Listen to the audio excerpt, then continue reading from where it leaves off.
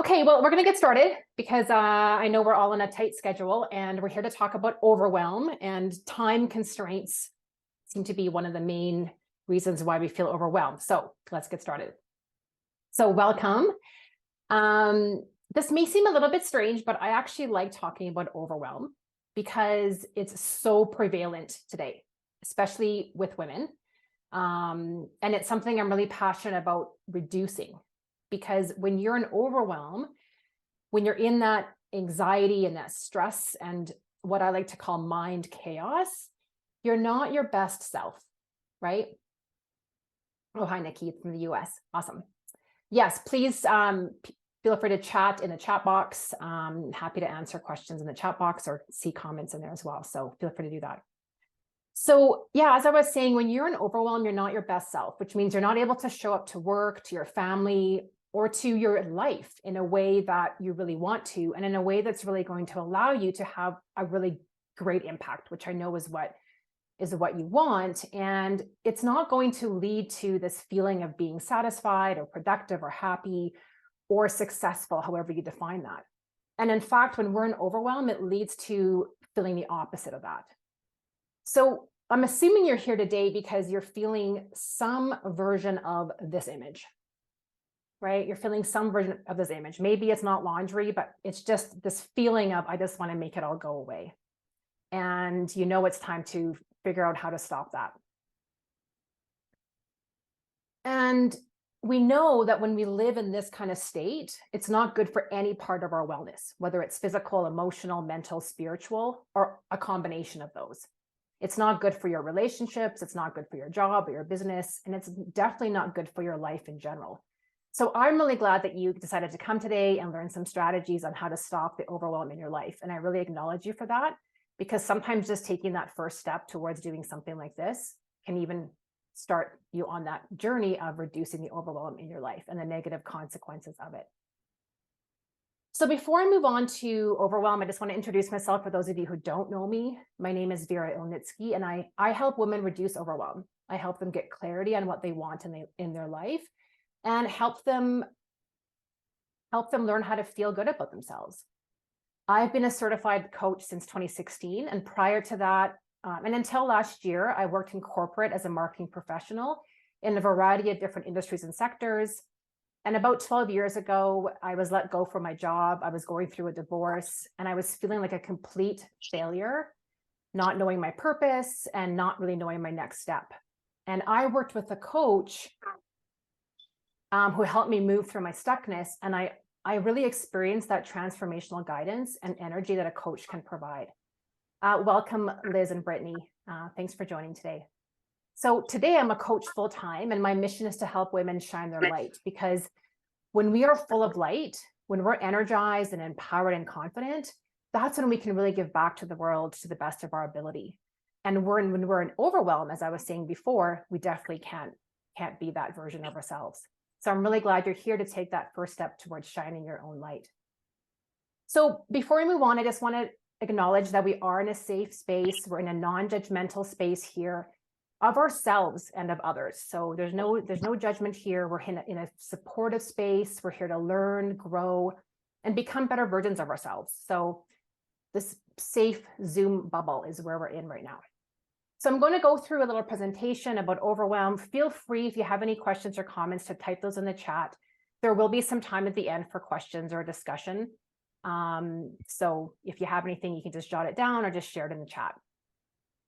All right, so let's start with what is overwhelm. So most commonly, overwhelm means to cause to be overcome with emotion as a result of an amount of something that's just too much to handle. So work or stress or just something else going on in our lives. As an adjective, overwhelmed means to be overcome emotionally to the point of not being able to manage. And it's not always about stress or negative emotions. You could be overwhelmed by someone's generosity to you, or maybe the birth of a child, but it really is about feeling a lot. And usually we use it in the context of something negative or unmanageable feelings that lead to anxiety, stress, or even burnout. So I hope that makes sense to you. You can just let me know if that makes sense to you. Because I talk to a lot of women, I work with a lot of women who feel overwhelmed, like they're just treading water, like their plate is like super full and they just can't manage all the things that they need to get done. Or they're feeling so drained that they're just doing the bare minimum in their life. And I think we all want to do more than just the bare minimum in our life. And that's why you're here today. When you feel this way, this sense of overwhelm and barely keeping things together, and I know how that feels because I've been there. Sorry, let me just add these people in here. So I know what that feels like when you feel like I can just barely keep my things together. I just feel like I'm just juggling a bunch of balls and I'm not doing anything really well. This feeling really puts, hi Marilyn, hi Jane, welcome. When you feel this way, it puts your nervous system and your body into fight or flight mode. And I'm sure we've all heard of fight or flight mode, which is our instinctual way of protecting ourselves. And from an evolutionary perspective, we're meant to be in these states of fight or flight for very short bursts of time, like an emergency situation or a dangerous situation. But in our society, people, especially women, are staying in one of those heightened states for long stretches of time, way longer than we're meant to. And staying in fight or flight for long periods of time really negatively impacts all areas of our health and our wellness, whether it's physical, mental, emotional, or spiritual, or a combination of all those. So let's explore some of these, the state of fight and the state of flight. So fight doesn't necessarily mean that you're physically fighting someone, or at least I hope it doesn't, but you probably feel like you could punch someone. But what it does mean is that you can react, or that you react in ways that don't serve you. So you yell at your kids, you snap at your husband, you get impatient with your coworkers. You're really taking out your stress and frustration and even your anger onto those around you. So the other thing that fight does is it means that you're literally fighting the urge to slow down. Your body's telling you to slow down, to rest, to do something that you know would calm your nervous system, and you just fight it. You fight your mind. You fight by letting your brain tell you that you don't have the time, that I can't do it right now. There's too much to do. My kids, my spouse, my team, they need me, and I'm the only one that could do it the right way. And so you just keep going. So you see how your mind fights with your body and your nervous system with what you actually need. It kind of keeps it in this fight state. Does that make sense to you guys? I know sometimes I felt that way. Like I just wanted to throw my computer out the window or something like that. Now, when we're in flight, this response makes you feel like you want to run away and hide from it all. Or in other words, you just ignore it. You ignore your feelings, you ignore what your body is telling you, you ignore the offers of help that are coming your way, you ignore even looking for ways to solve your problem. Your mind just literally runs away from seeking solutions. And if you could, you would run away. I don't know about you, but there was a time in my life where I just wanted to get in my car and drive and never come back, or buy a one-way ticket to Mexico. You know, just leave it all behind. And that's overwhelm. But since we really can't do that, our mind metaphorically runs away. Our mind metaphorically runs away from overwhelm and stress in the form of pretending that it's not there. You kind of just shut down and coast and keep doing the same thing you've always done. And we know what they say about doing that. And neither fight or flight is a place to be if we want to make decisions that are aligned with what's best for us, right? If we're in fight or flight, we can't connect to our intuition or hear our inner wisdom. Being in fight or flight, it increases our adrenaline and our cortisol. And being in this heightened state of anxiety and stress, this overwhelm, it leads to a lot of different issues that impact our physical, mental, and emotional well-being. Now, I know that as women, especially, we think we need to do it all. We think we're supposed to be able to figure out how to juggle all these different balls. And I'm here to tell you that's a lie. Because the reality is we've been conditioned to think this. And the truth is what you need to figure out is how to reduce the overwhelm. And more importantly, how to allow yourself or give yourself the permission to reduce the overwhelm. You're not supposed to figure out how to do it all. You're not supposed to feel incompetent because you're quote unquote falling short on your responsibilities. You're not supposed to feel like a bad person because you don't like to do something. You're not supposed to feel guilty for wanting to slow down and have some time to think, or regroup, or take care of yourself. So I'm going to show you 3 ways you can start to, actually 4 ways if we have time, that you can start to reduce the overwhelm right now. And there are 3 simple things that don't take a lot of time. I'm all about simple and let's not take a lot of time, right? We have enough things to do in our life. But what they do require, they require a decision to allow yourself to do them.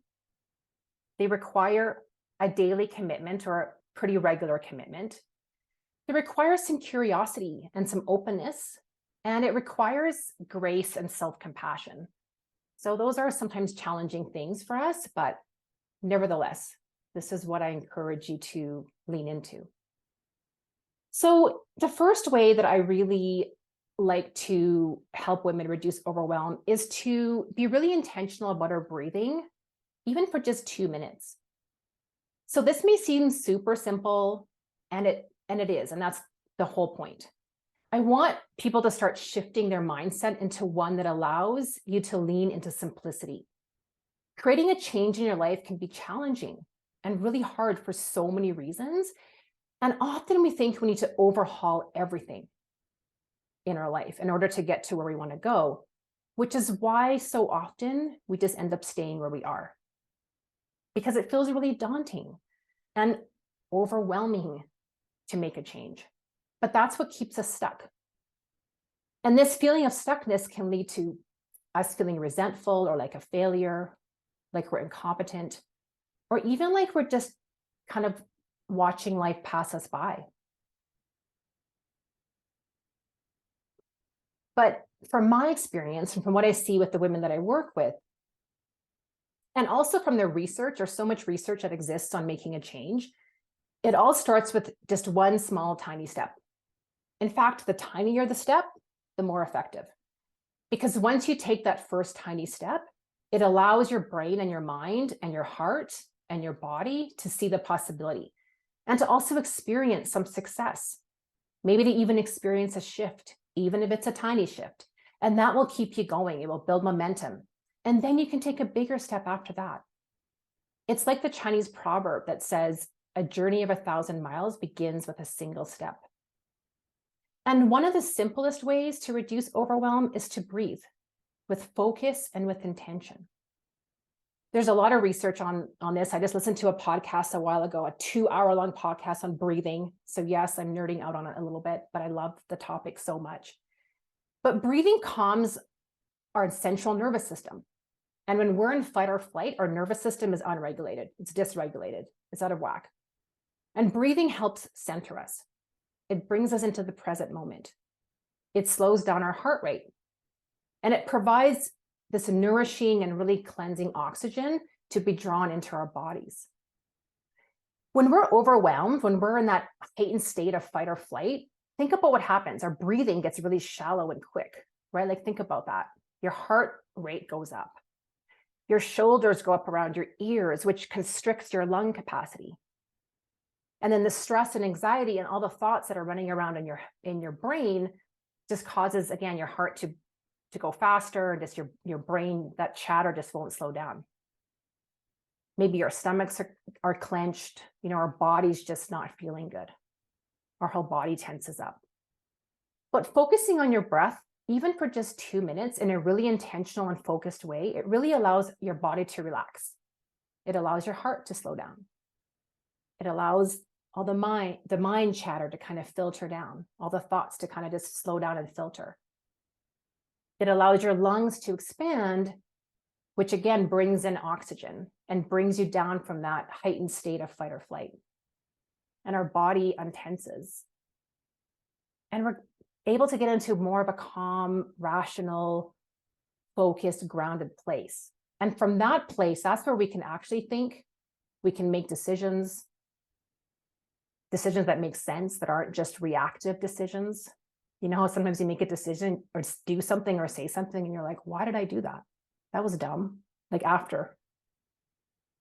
And in general, breathing can help us feel more peace, more ease, more flow. Who wouldn't want that? So something that I do, and something I do this before every presentation. This is something you can do between meetings. It's a great thing to do in between meetings to kind of get yourself refocused and regrounded. You can do it in between, you're going to go grab a coffee, or every time you go to the bathroom, something that's going to kind of click for you. You can do it when you're lined up at the grocery store and you start feeling your anxiety kind of increase, like, oh my gosh, this lineup's really slow. You can do it in your car. Just don't close your eyes in the car, okay? But what you do is you put your hands on your heart, and you can do this with me if you feel comfortable.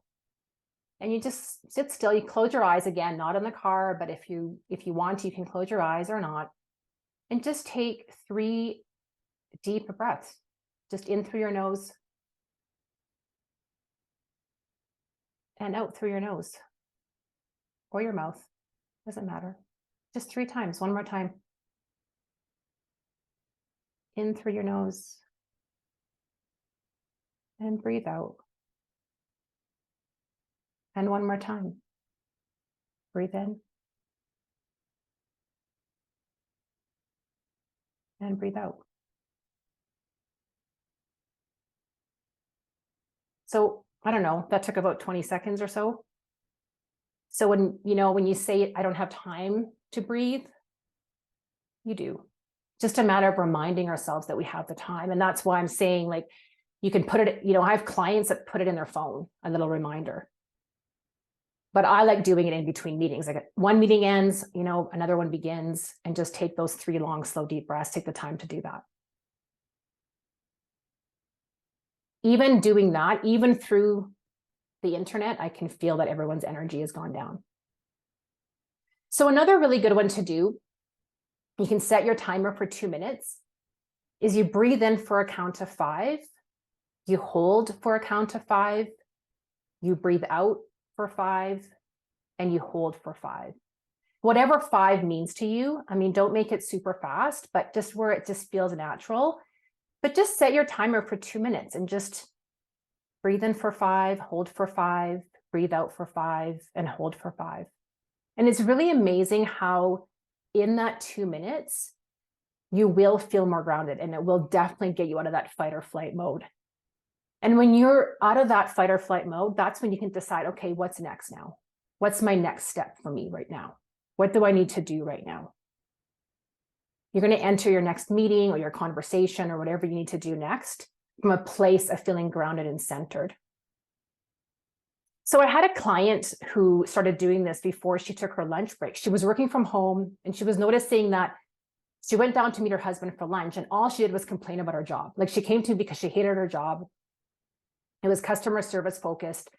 She just found it extremely overwhelming. There was just like constant calls, constant paperwork. She was super overwhelmed by it. She just couldn't stand it. And she would go downstairs and have lunch with her husband and just complain about her job. And she was really worried that it was negatively impacting her relationship with her husband. So yes, she didn't like the job, but she was also like, help me.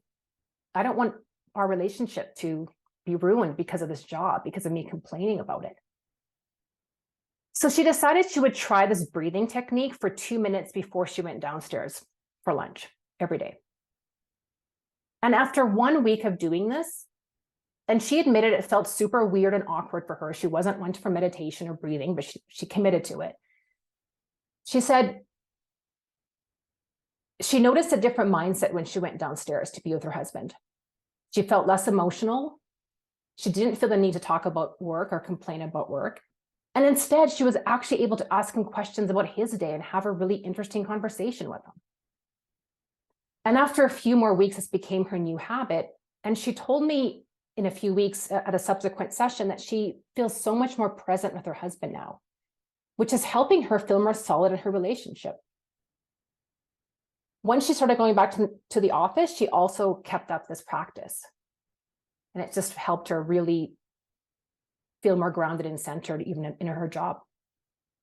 So I just really encourage you to think about how you can take 2 minutes out of your day, or a few 2 minutes out of your day, to intentionally breathe.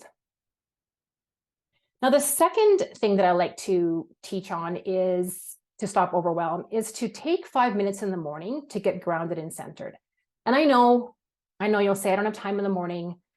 So I encourage you to just hear what I'm having to say, and then think about how you can make this work in your day. And I'll just describe this strategy by using a story, an example of one of my clients, Sarah. She came to our first session. She was totally overwhelmed. She had too many things on her plate. She said, I don't know how to take things off my plate. I don't even know where to start. She thought she needed to set some goals and get some more structure in her life. Now, I'm a huge fan of having goals and creating structures, but sometimes what we actually need, and probably usually what we need, is a way to slow down and get quiet and create space to listen to ourselves. So in our first session with Sarah, I asked her to tune into her body and her heart and ask herself what she actually needed. And the answer that came to her was that she needed a few minutes in the morning to get herself organized and focused for the day. And so I said, well, what could that look like for you? I know you're super busy. And she thought that maybe 5 minutes before her workday started, she has a home office, she would take 5 minutes to meditate and journal, because she used to do this way back when, and it seemed to work. So she thought that she would restart it. I said, okay, try that for a week and see what happens. And at our next session, she said she remembered to do it only twice that week. And on those 2 days, she spent 5 minutes in the mornings to stretch and do a bit of journaling. And even after just those 2 days, she felt a shift in feeling less judgmental about herself. These are her words. She felt more grounded and more in control.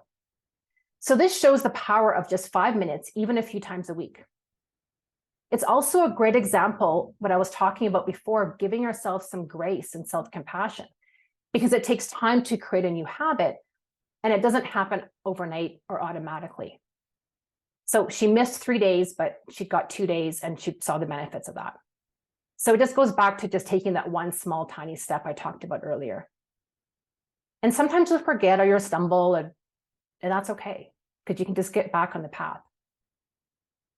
So with Sarah, she decided, okay, I need to put a note in my calendar and a sticky note on my computer to remind myself to do that, so I can build this new habit. That's what she did. And after a few weeks of building this new habit, she also added in setting an intention for her day. So she stretched, she journaled, and set an intention for the day. And all this helped her get in tune with her body and her energy level for that day. It helped her really get in touch with her intuition, and it helped her be more focused and productive. Now, I didn't mention, but Sarah is a business owner of a fairly intense and large business. She's a mom of 2 young boys, and she's a wife. So it was possible for her to find 5 minutes in her day to reduce her overwhelm. And so it's possible for you as well.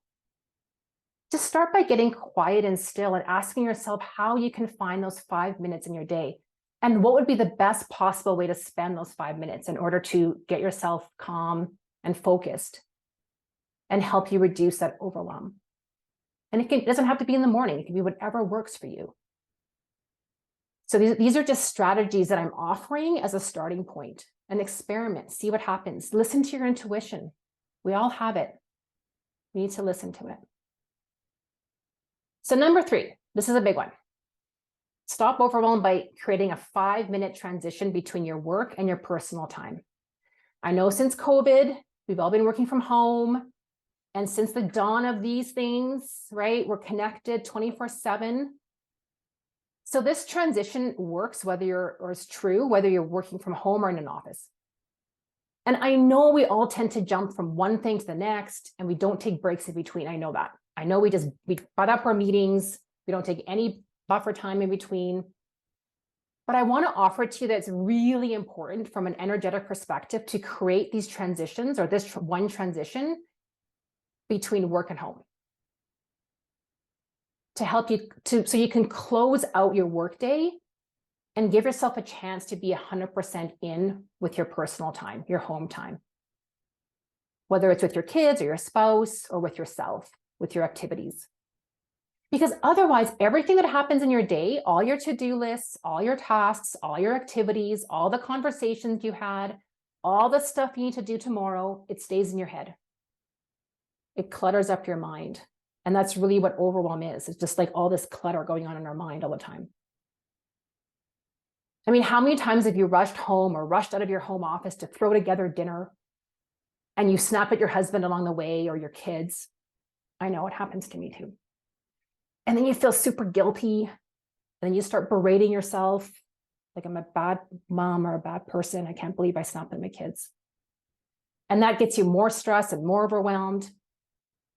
And then, I don't know about you, but then I get resentful that I need to make them dinner. Right? And on it goes. And it gets even tougher to slow down and relax and be present. And you know it's not the kids or the husband or the dinner that's irritating you. It's the leftover from your workday that you're still thinking about. So when you don't create this transition time between work and home, everything just meshes together, creating this overwhelm. So here's a few different things. Again, this is just offers of different strategies, make it your own. But here's a few different things that I have found that work that just provide some transition time and decrease that overwhelm a few notches. Take 5 minutes at the end of your workday to review the day. What went well? What didn't go so well? What's on your mind? Make a list for tomorrow. Do your to-do list for tomorrow today. Today's Friday, make your to-do list from Monday today. Get it out of your head. If something's bothering you about the day, tune in and clarify, what is it? Ask yourself if there's something you can do about it right now to put a closure on it. And if not, what do you need to do in either tomorrow or the next day to process it? And writing that down could be helpful too, just jotting it down, get it out of your brain. So I find that a really useful tool, is just to close out your day and jot down all the things that went well, or things you learned, things you accomplished, whatever works for you. But just, it's a nice way to close out your day. Something that I do and that works really well for me, and it sounds really simple, is I take 5 minutes to tidy up my desk at the end of every day. I don't wait till the end of the week. I file whatever needs filing. I straighten out my piles of paper. I put everything back in its place. There's research that shows that organizing and tidying up our physical spaces also tidies up our mental space and our energetic space. So I always feel good to just have a nice clean desk to come to the next morning as well. Another 5-minute thing that you can do is to create a ritual when you get home or when you get out of your home office. So you can wash your hands and your face or have a quick shower if you have time for that. I like to change into something more casual or comfortable, even more comfortable than what I'm wearing during the day. Maybe you can close your eyes for 2 minutes. Sometimes I just lay in my bed for 2 minutes and just let the thoughts filter down. So think about how you can create a little ritual for yourself. And I like to call it a ritual, right? It's something that you do every day. Just spend 5 minutes doing it. This little ritual between work and home time. I have a few clients that are doing this. They're jotting down their accomplishments for the day, their wins, their successes, whether they're big or small. And they find it really empowering and a great reminder that they really did do a lot of stuff during the day. Because sometimes we forget. We just move on to the next thing. As women, we're just like, check, check, check, done, done, done, moving on. So taking 5 minutes to really acknowledge yourself for all that you've accomplished that day is just a really nice way to end the day on a confident note. So, and by doing this transition, you're preparing yourself to be all in at home or in your next activity or your workout or whatever it is that you're doing with your kids or your spouse. You're not straddling work and home, which I find we do a lot. I hope that makes sense. So my little bonus is stop overwhelm by pinpointing what depletes your energy. So we hear a lot about what fills your cup and what gives us energy. But, I sometimes think that figuring out what actually depletes our energy at what drains us is sometimes a really good place to start to alleviate it. Because if we don't actually know what drains our energy or what depletes us, how can we know what we need to actually change in our life? And I know that, again, as women, we think we need to do it all. We need to figure it all out. But the truth is, if you can figure out what really drains you, like what task or activity really drains you, then you can figure out how to either take it off your plate, delegate it, outsource it, pay someone else to do it for you, and spend time on an activity that energizes you. Because again, as I was saying at the beginning, is when your energy is depleted, you can't help those around you. You're not able to be the best mom or the best wife or the best partner or the best manager. But when your cup is full and you feel really energized, you feel really good about yourself, then you really can help those around you. And I know that's what you all want to do. And the world needs you. The people around you need you to feel energized. Again, I'll just share a story about one of my clients. She felt really like guilty that she didn't like to make dinners. She thought everyone else likes to make dinners and I don't, and I just feel weird about that. And it stressed her out. And first of all, it doesn't matter what depletes you or what task or energy you hate doing. Like I know people who hate vacuuming, and I love vacuuming. So that's weird, but it is what it is. But I hate doing laundry, and other women love doing laundry. So whatever, it doesn't matter. There's no guilt there. It just is what it is. It's just figuring it out. So just approach this from curiosity and non-judgment. It's figuring out you, like you're figuring out you so that you can help you and give you what you need the most. So anyways, my client was like, dinner stressed me out. She just felt totally overwhelmed. So we kind of worked through that. And she decided what would work for her maybe, and it did actually. She took a few minutes every Monday. She planned out all her meals for the week. She bought all the groceries she needed and just, it got it off her mind. So every day she knew exactly what she was going to make. And it just decreased that overwhelm. So what small step can you do or take to reduce a task that depletes you? Is there something that you can, I just read I don't know if you guys know, what's his name? James McKeon. He wrote a book called Essentialism. One of his posts yesterday was about you can fire a task off your to-do list. Just fire it. What can you fire off your to-do list? I thought that was great. I like to fire things. Or can you delete it without feeling guilty? Can you delegate it to somebody in your household? Can you pay someone to do it for you? I have a house cleaner. It's been amazing. I've had her for a million years.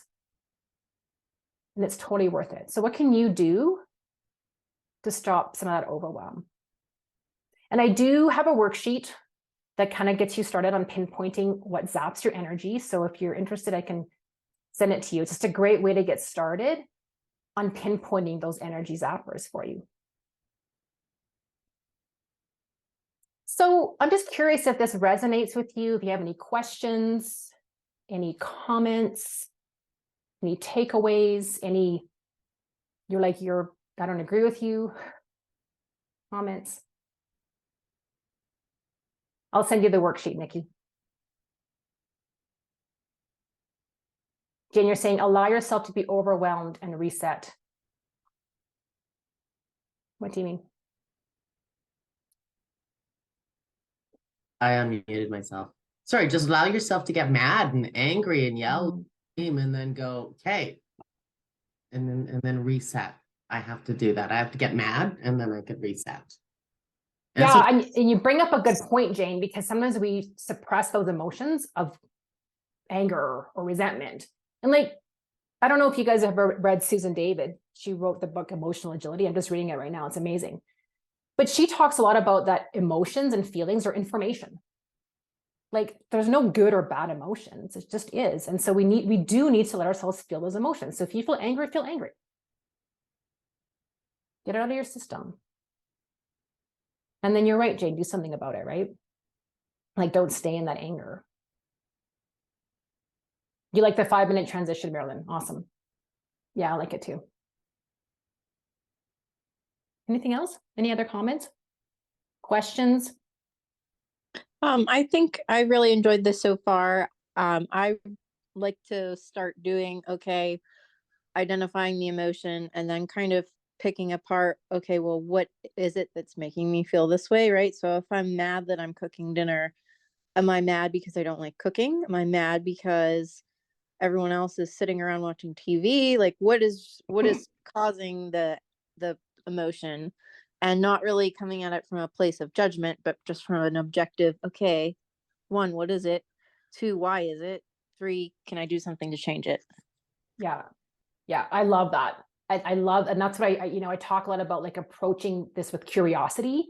And like you said, non-judgment, just like, I'm so curious why I feel this way right now. Like, why do I feel angry right now? Oh, it is because everyone's sitting around watching TV and I'm stuck cooking dinner.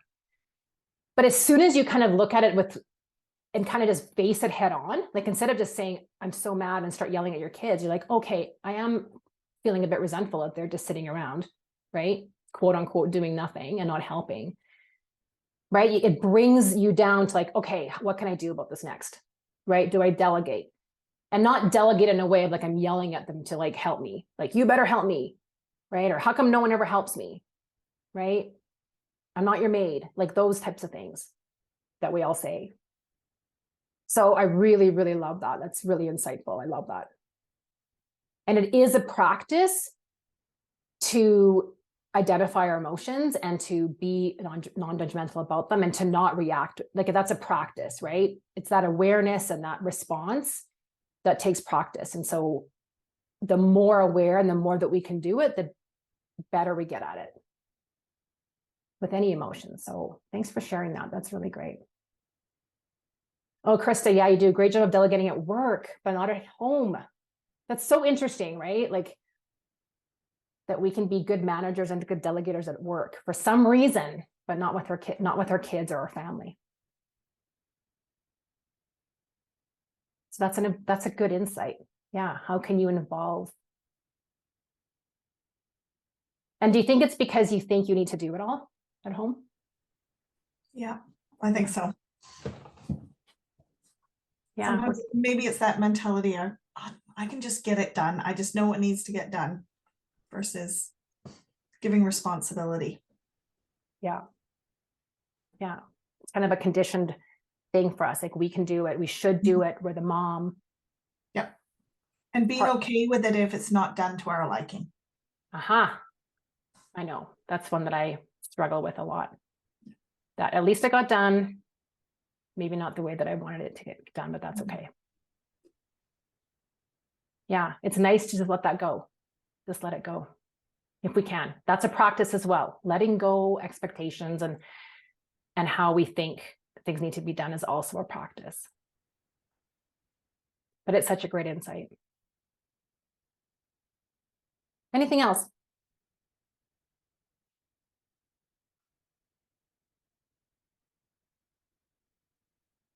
So just in terms of next steps, I will send out that worksheet. I'll send it out to everyone. Then you have it. Maybe I'll give you some ideas. I am hosting this masterclass again next month, so you're more than welcome to attend it again. I find sometimes we need to hear the same message over and over again, or I do anyways. But you can refer a colleague or a friend to attend as well. I love to share this message. Like I said, I think we need more women who are shining their light and not feeling the sense of overwhelm and not living in fight or flight all the time. So the next class will be on July 21st so next month.